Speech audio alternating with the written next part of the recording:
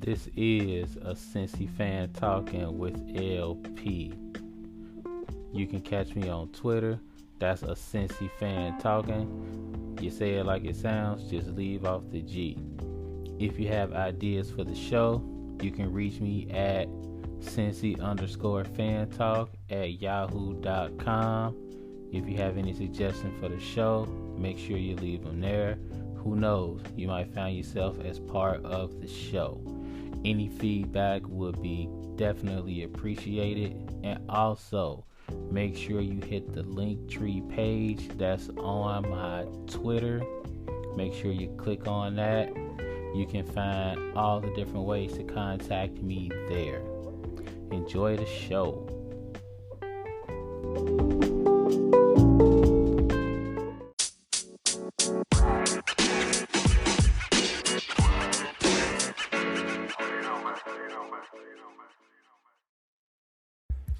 What's up? What's going on, podcast fam? Welcome to another episode of a Cincy fan talking with LP. And once again, this is LP. Appreciate y'all stopping past and kicking it with your boy for a little bit as I don't know if we're gonna say drop knowledge, but basically have a little conversation about sports and life and all that good stuff. You know how it is, you know how we do. For all my regulars, appreciate y'all. For all the newbies, hey, hope you enjoy what you hear. We're gonna get into some, you can call it basketball talk, but it's more about, how you're supposed to behave and stuff on the court and off the court and stuff like that. We're gonna talk about some baseball, which I normally don't talk about unless the Reds are playing. And we're gonna kind of get into all that strike business, and we're gonna talk about I can't take full credit for this. We're gonna talk about the FAM's way to make the slam dunk contest super duper tight. So we're gonna talk about all that stuff. But first, I gotta jump into what happened with Michigan and Juwan Howard. If you hadn't heard or if you hadn't seen the footage, basically it's like this: Michigan's playing Wisconsin. The game is almost over, and Wisconsin's up 15. The Wisconsin coach, Greg Gard, decides to call a timeout because his team is about to turn the ball over. And Juwan Howard is not happy about this. Everybody goes to shake hands at the end of the game. Wisconsin wins by like 15 points. Juwan Howard tries to do the little blowback because he didn't want to shake Greg Gard's hand. Greg Gard kind of sort of stops him, and he's like trying to explain why he called a timeout. Juwan Howard wasn't trying to hear that nonsense. People start getting heated. Everybody tried to break him up. Juwan Howard swings and hits one of the assistant coaches with one of those half mush, half slap things, when you got the hand open because you want to get full extension and you don't think a fist gonna do it. So he hit him with one of those kind of mush smack. I think I just created the term. He kind of mush smack dude. Some of the players start throwing blows because you want to protect the coach. I mean, once it goes down, you want to protect the coach. People get heated. Juwan Howard ends up getting a 5-game suspension, so he's suspended for the rest of the regular season. He can come back for the Big Ten tournament, but he's out for the rest of the regular season. Greg Gard got a $10,000 fine, and 3 players got a 1-game suspension because they was throwing little booger hooks or whatever. A lot of people was like, Howard needs to be fired. Like, you can't do that. That's not exemplary coach behavior. You're not supposed to act like that. And this is what I said as soon as it happened. Like, I saw the tail end of it. I kind of turned the game on super duper late. And I'm seeing everybody going like, hey, he need to get fired. He need to get terminated. This is second time because he had a little incident last year during the Big Ten tournament where he ran up on the Maryland coach. Words were exchanged. The Maryland coach was like, man, he said he was going to try to kill me, blah, blah, blah. And I ain't saying blah, blah, blah to disregard it, but it's one of those situations where if you're in power or if you have like the disciplinary means to do things, the first thing you do is sit down and think about it. I'm always telling new teachers this, like when they come on and they say, hey, LP, can you give me a little bit of information or some insight on how you dish out consequences, I'm like, the first thing you do, if you feel like it has to be a big consequence, don't immediately give it. Take your time, chill out, think things through. Because the last thing you want to do is act on emotion or act because you hear other people saying you need to do this, that, and the third. Nah, chill out. Like, I rarely give out huge consequences the moment that something happens. I'm like, okay, go ahead and take a chill pill, go to another room. I'll talk to you at the end of the class or something like that. Because I don't want to give a punishment that's too harsh. Because if you give it and it's too harsh, you really have no room to go up. Like, you have to treat that same behavior the same way every time. So if you go overboard, you're kind of putting yourself in a corner. And it's not really fair to the other person because the punishment got to fit the crime. It has to. Or it's not really a punishment because you're not fixing it. You can't really call something a punishment if you didn't fix the behavior. And that's why I'm kind of going with this whole Juwan Howard thing. Because you also don't want to give a punishment that's too lenient. Because if you do that, you just basically going like, look, you do this, you get the slap on the wrist. People gonna keep doing it. Like, that's how it go. I feel like Juwan Howard's punishment, it really did fit the crime. I mean, it did. You gotta look at the entire situation. You can't just go like, okay, oh well, he smacked dude. Automatically he gotta go. You don't want to set a bad precedent for the kids. And I get all of that. But you gotta look at the entire picture. For one, and this is the main thing. Juwan Howard tried to walk right past dude. He didn't want to shake his hand or nothing. Now I don't know where y'all from, but when I'm super upset, I don't want to talk to you. Don't come at me and be like, "This is what I tried to do." Nah, nah, nah. Hit me up on the phone later. Talk to me later. I don't want to talk to you right now. So the fact that Greg Gard stopped him and then grabbed him to explain stuff, no, you can't do that. And Greg Gard's position is more like he can easily say, "Oh well, I was just coaching. Oh, I was just trying to stop him and tell him what happened." You can say that, and it might be true, but come on, man. For one, you up 15 points at the end of the game. Now, I know it's a whole unwritten rule thing, and he can coach the way he want to coach, and that's true. But my guy, you up 15, and if you turn the ball over and they score, you up 12. You up 12 or 13 with about 5 seconds left in the game. You got to have a little more tact than that. So it's a little bit on him.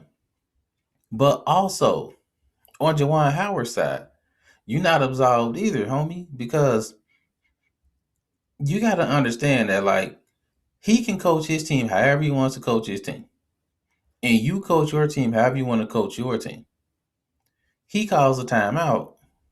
So, like, you grab your guys and you let them know, hey man, dude on that trash right now. Like, he on some mess. Don't worry about it. We just gonna play our game and get up out of here. My first couple years coaching middle school basketball, look, we got our teeth kicked in by some folks. Like, it was ugly. I remember one time I got 6 players. 6. Because people weren't like doing what they're supposed to do in the classroom and they thought it was a game. They're like, well, Coach Parker, he gonna let us play anyway because he need us.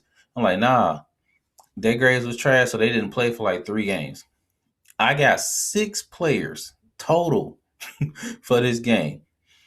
4 of them, they were decent. One guy, he was out there because his mother wanted him to play. And then they got a guy on the bench who never really played a lot, but he had to play a lot in this game because I only had 6. And we running up against some guys. I should have asked to check their birth certificates for real. Like, these were some big guys. And we getting ran over. Like, I think it was like 38-4 at halftime. Like, so we start, hitting some baskets or whatever, and I think we're down 20 fourth quarter, and he still got his starters in, and they still doing work. Like, they still playing like it's 0-0. And I'm just kind of looking, and I'm like, it's messed up. But what I'm not about to do is get super heated about it because that's not my team. if he want to like try to look real good and run up the score against us, I mean, that's not making me look bad. It's making him look bad because you can see we really couldn't compete like that. We out there to play.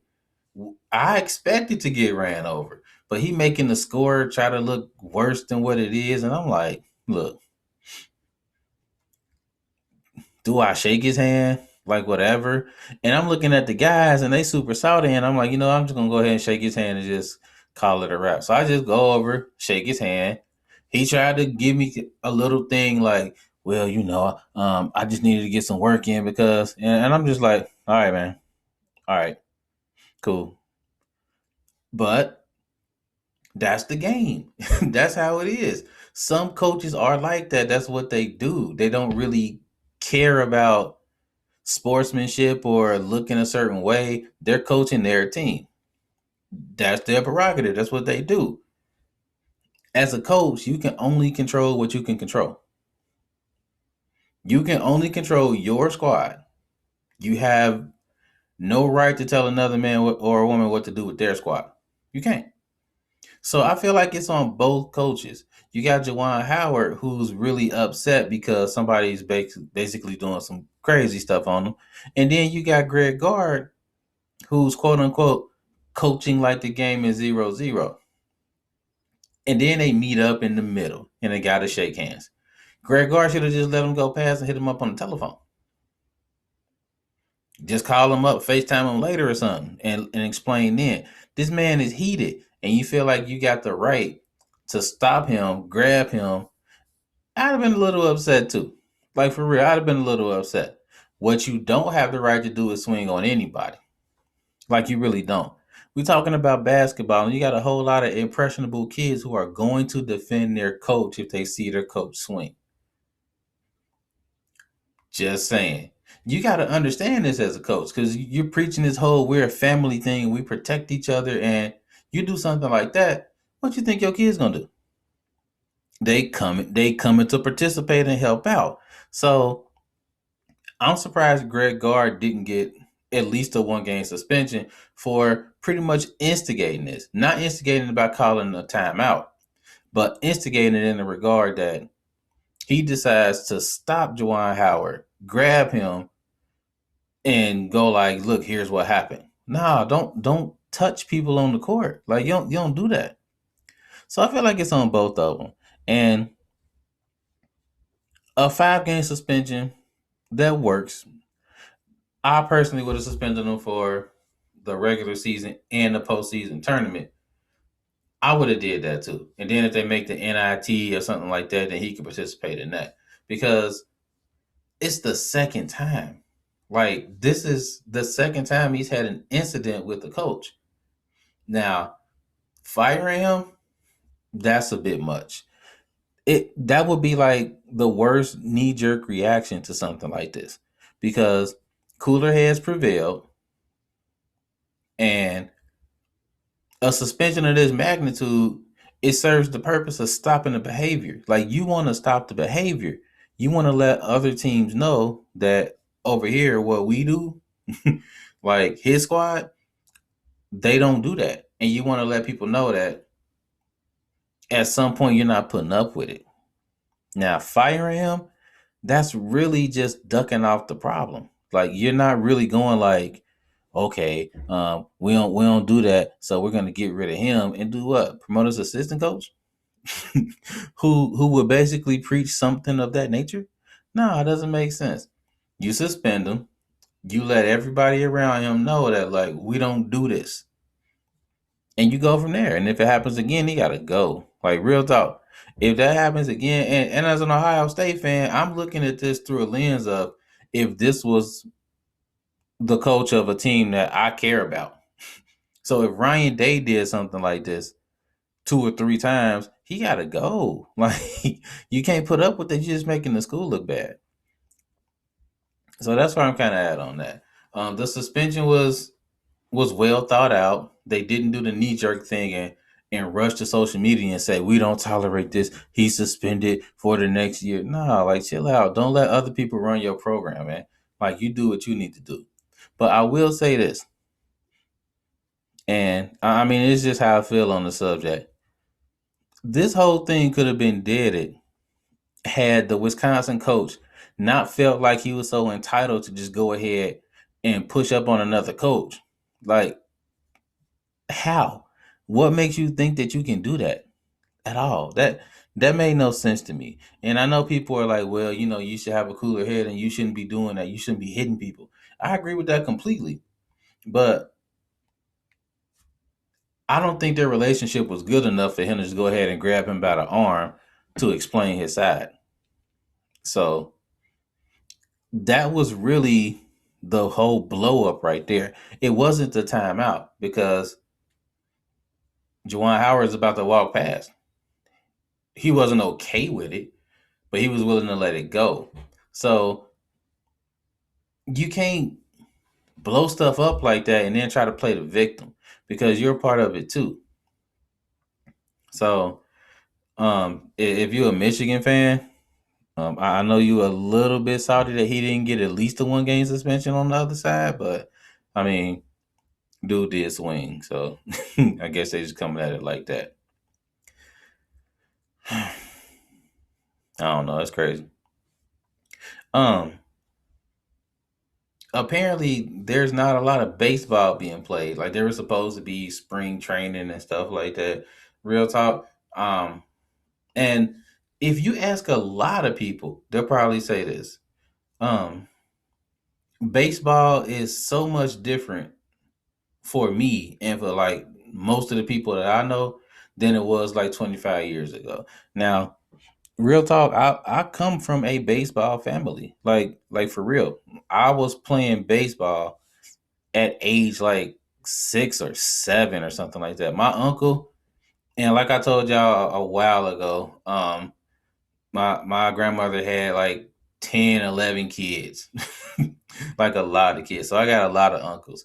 And the stereotype fits. I have like one uncle for each situation. That's kind of how it is. Like I had my uncle that would basically tell you how it was. I had the book smart uncle. I got the uncle that you really didn't see a whole lot because he was always down. You know what I mean? Um, and I had my athletic coach uncle who always had us on the baseball diamond. Like always. I remember playing baseball as a 6, 7 year old.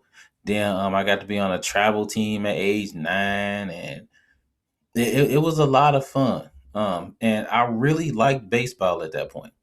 I had all the baseball cards. We would go to the store and buy baseball cards. Um, Throw out that stale piece of gum, like because then nobody want that little stale stick. And then we started trading cards.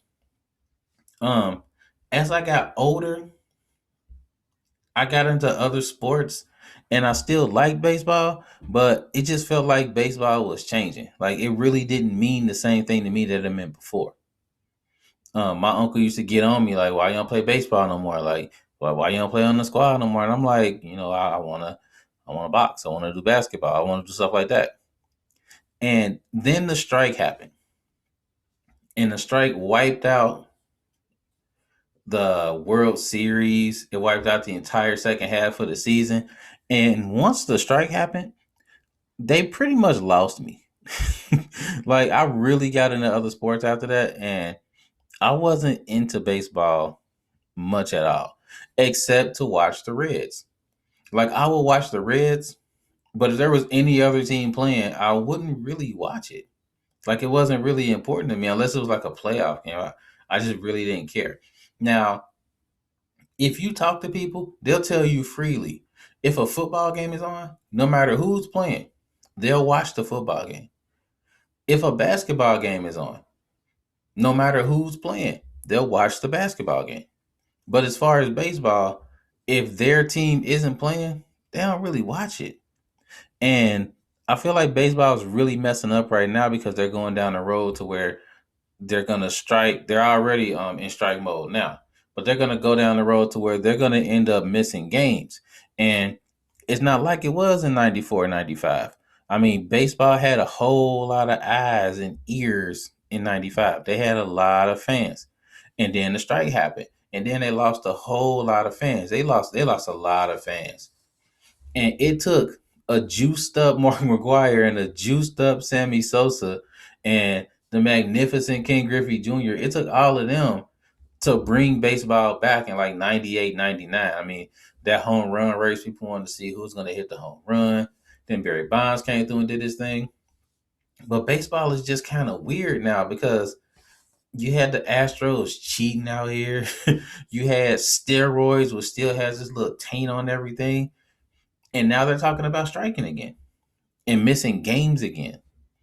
And it's not like it was. Football is vastly more popular than it was back in the mid '90s. Like it's way more popular now. Um, Most people would say that football is America's game, and it really is right now. You can say baseball is America's pastime, but football is America's game. That's what people watch. You'll be hard pressed to find somebody that goes like, I don't really like football. And most of those people are in my house, like my daughters. They don't really dig football too much. No, they'll say who they just to make us happy. They'll scream for the Buckeyes because they got a kid that goes there, and that's really all they know. But for the most part, they don't really dig football. They would be the exception to the rule. But as far as baseball now, you decide not to play games and you miss April and some of May, you're not going to get people back because there's a lot of people that don't care about baseball now. So you're in competition with other sports like football, basketball, college basketball. Soccer is on the rise for real, especially around here. So if I were baseball, I would do all I can to make sure that I don't miss games because it's going to get hard to get back on the map. And for me to say that is kind of crazy, knowing where I was as a kid and seeing my gradual shift away from baseball. Like I can kind of pinpoint certain times where I was just like, I don't really care about baseball like I did before. And I was like a baseball fiend. I was always playing the baseball video games. We were always playing baseball outside. Um, just down on the bottom of the hill, just swinging a stick with a ball. I mean, we were really doing that every single day. And now it's like you don't really see kids doing that. You don't see kids outside playing baseball. I mean, it takes a lot of people to play baseball. You got to get a ball, you got to get a bat. We ain't really do it with gloves. I mean, we play with a tennis ball anyway, so we ain't really have gloves. But you don't see baseball embraced like you did 25, 30 years ago. So I feel like baseball is in danger of losing a whole lot more fans.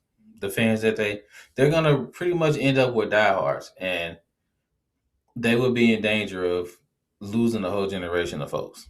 So I would think long and hard before trying to paint the players or the owners as like the victim or as the big bully because they're all pretty much hurting the sport right now, a sport that they care about. Because you got folks over here that are pretty much in football mode 365. You got free agency, you got the draft, you got the schedule reveal, you got training camp, you got the regular season, the postseason, the Super Bowl, and then it just circles around again. Like football is becoming a 365-day sport. You watch NFL Network, there is no loss of content. And I was like, who watched the NFL Network in April? Like, who cares? And then I happened to look, and they real life got content. Good Morning Football comes on every single day, but they don't play until September for real. So you got to watch yourself out here, MLB, because your spot has pretty much already been taken. You want to make sure that your spot doesn't slide all the way down to where you're off the radar. So definitely definitely make sure you're doing what you do to get back out here on the diamond because it's looking bad. Hey, you got a Cincy fan talking with LP? We'll be right back, y'all. Hi, hi. I'm Princess. And I'm Queen. This is Daddy. You have to say, and this is a Cincy fan talking with LP. And this is a sensitive fan talking with LP Daddy. Nice job. Mm-hmm.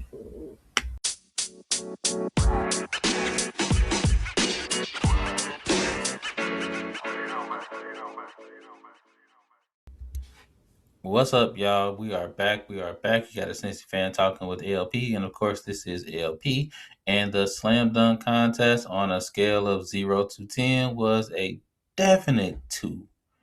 Like it was bad. It was walk around the room and hit the kitchen and start doing the dishes while it was on bad.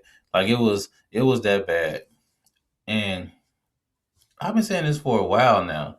For one, the 3-point contest should be the last event. For real. I mean, with the 3-point contest, it's something to where you don't have to do anything special. You don't have to worry about creativity or doing something nobody's ever done before, or making sure your dunks aren't, your 3 points aren't repetitive or something like that.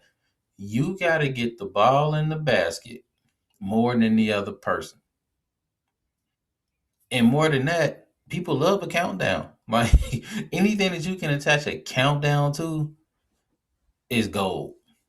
And then you got people basically shooting. It's one of those things where you can't mess it up. You can't mess up the 3-point contest. They've added more balls to the 3-point contest. They've added more people to the 3-point contest, and it's still a great event. You can't screw it up. It is impossible to jack up the 3-point contest. The slam dunk contest, on the other hand, and for me, I don't feel like it's necessarily broken. It's more our expectations are to the point where they are unmanageable now. That's what it is. You look at the dunks that they were doing in the slam dunk contest in the 80s and the early 90s, and people look at those now and go like, "Hey, people was going crazy for that." Our expectations weren't through the roof. We didn't want people jumping through a fire hoop over a car and doing 5 under the legs before they put the dunk down. That wasn't necessary. If you could dunk from a place that was far from the hoop, 50. If you could hit a windmill with force, 50. If you could go under the hoop and then come back and boom that bad boy, 50. This is stuff that the normal person cannot do. Like if you catch me doing this, you'll see a trampoline right under me while I'm up there booming, or you'll see the rim lower to a good 9 feet in order for me to dunk. Like that's what it would be. But our expectations for the slam dunk contest have gotten to the point where they're unmanageable because we see professional dunkers doing some crazy stuff. And then you got people like Vince Carter who changed the game with the slam dunk contest. You can't go out there and do the stuff that he did completely because one, you probably can't do it, and two, it's been done before. So this is what makes the slam dunk contest broken. I don't look forward to the slam dunk contest. Not me personally. I look forward to the game. And a lot of people are like, man, the All Star game trash. Like, they don't really care. Why would they care? It's the All Star game. I mean, it would be like if your job had a softball game during the picnic. You would want to do well because everybody's watching, right? Like you would want to show out. You try to hit the ball a mile. Like you would try to hustle as much as you could because everybody's watching. But would you necessarily care if you lost? Like would you take it to heart if you lost the company softball game? No. You would be going down like, hey, I had 4 hits. Remember that triple I hit? Yeah. And then I robbed you. Like you tried to get the ball through me and I did that little catch, threw you out. Yeah, let's go. But let somebody ask you the score. What was the final score? Uh, I just know we lost. It was close too, but we lost. What was the score? I don't know. Let's get something to drink. That's what it would be. That's how the players feel about the All Star game. they don't necessarily care. They want to win because they don't want to lose. Like they don't want their peers to beat them. Just like the company picnic, the softball game. You don't want your peers to beat you, but after it's over, you don't really care. You're not gonna take it to heart. But I'm watching the All-Star game for the dunks during the All-Star game. That's what it's about for me because I know that they are going to show out. And I know that nobody's gonna care about playing defense until the fourth quarter, which is how it should be. So, me and the wife, we're watching this, and she's like, "Why don't they just have a slam dunk contest during the game?" And I'm like, "High five up top." That's exactly what I'm talking about. That's how it should be. Now, this is our proposal. Now, I'm giving her credit because she thought of this first. I just did some additions to it to make her idea better. So, full disclosure, wifey, I'm giving you props. All right. See, we here. Make the All Star game the slam dunk contest. Or make the slam dunk contest in the All Star game. Don't wait until the All Star game is over when they have like super dead legs and then ask them to start booming. That's ridiculous. Have the All Star game literally during the game. Now, at first, we were like, just let them dunk all during the game and then the best dunk wins. I'm like, that might be a little too much because it's hard to remember a dunk in the second quarter or the first quarter. You might forget. So here's what I said: take the third quarter of the All Star game, make that the slam dunk contest. Excuse me. Whoever has the best dunk in that quarter wins the slam dunk contest. They can even make it to where everybody's dunking during the third quarter, and then they wait to announce the winner until after the game. They let us vote. I mean, we got Twitter, we got Instagram, we can do whatever with the voting. They let everybody vote. They can even choose the 4 or 5 best dunks, and then we vote on those dunks. The winner gets the slam dunk trophy. And if you're worried about, oh, well, you know what? What if somebody's not in the game but they want to participate? Hey, let them play in the rookie sophomore challenge. Because usually those are the ones that are in the slam dunk contest anyway, right? The rookies and the sophomores. So you have a separate rookie sophomore slam dunk competition on the same night that they play. Let Saturday night be the 3-point contest, the skills challenge, which by the way took super long. Why was that so long? Like the skills competition took a full half hour, I could full 45 minutes. I'm like, man, they ain't gonna never be done. Let them all have Saturday night. Sunday, you sit back, you watch everybody go off, and then third quarter, slam dunk contest. And the best part about that is if you don't want to participate, cool. Just shoot threes like you always do because the whole game is just threes and dunks anyway. I'm not complaining. Not one little bit because that's how it should be. Nobody should really care. There's nothing that should be attached to that. But slam dunk contest, third quarter. Let everybody do their stuff. And then we vote on the winner. Simple. I think it's simple. If it happens, NBA, the Parker fan, we're gonna need our cut. Just saying, we are going to need our cut. Cut us in, throw us some All Star game tickets, something like that. Let you know what? Give us tickets.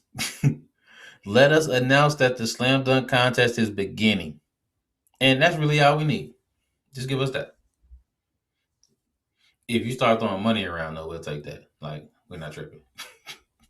Hey, we gotta go ahead and roll out. It's always cool podcasting, man. I always enjoy it. Y'all know when they catch it, that's gonna be on Tuesday. So look for the Tuesday drop. And until then, as always, life is good, y'all. Peace out.